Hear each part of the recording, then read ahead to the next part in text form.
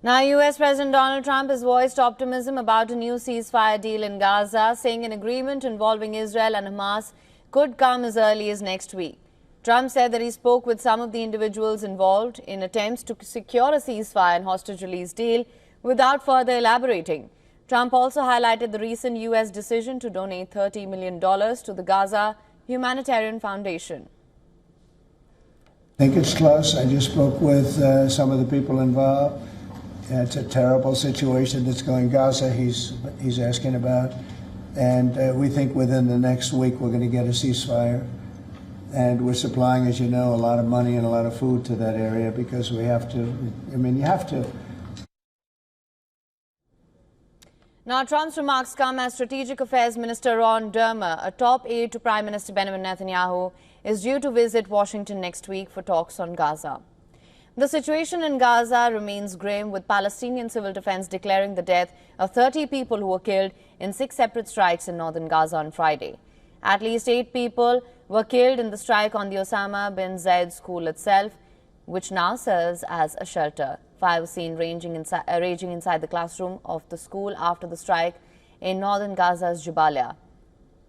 Meanwhile, Israeli military said that it intercepted a rocket launch from central Gaza, adding that no sirens sounded in towns, but an alert was activated in open areas near the border and no injuries were caused.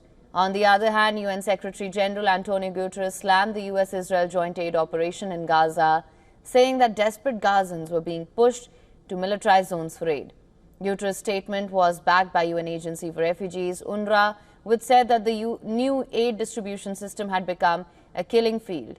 The agency, in a scathing post on social media, said that new aid operation was bringing dehumanization, chaos and death instead of an orderly food distribution. Israel, as the occupying power, is required by international law to agree to and to facilitate humanitarian relief.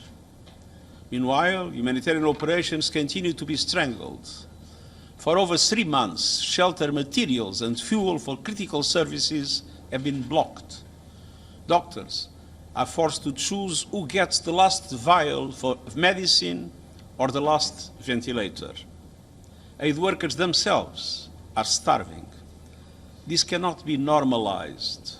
A handful of medical supplies finally crossed into Gaza earlier this week, the first from the UN in months. But this only underscores the vast scale of the crisis. Refuting the statement by the UN chief, Israeli Foreign Ministry accused the United Nations of aligning itself with Hamas. The ministry claimed that Gaza Humanitarian Foundation had provided more than 46 million meals to Palestinian civilians. Yet the UN was doing everything it can to oppose this effort. Furthermore, IDF rejected the report, alleging that its soldiers were ordered to fire at unarmed Palestinians while waiting for humanitarian aid in Gaza. The report was published by Israeli newspaper Haaretz, claimed that orders to open fire at the crowd came directly from their commanders. Israeli Prime Minister Benjamin Netanyahu and Defense Minister Israel Katz have also rejected the reports of vicious lies designed to discredit the IDF. The Gaza Humanitarian Foundation is facing flak for baiting Palestinians for food aid after it came into existence last month.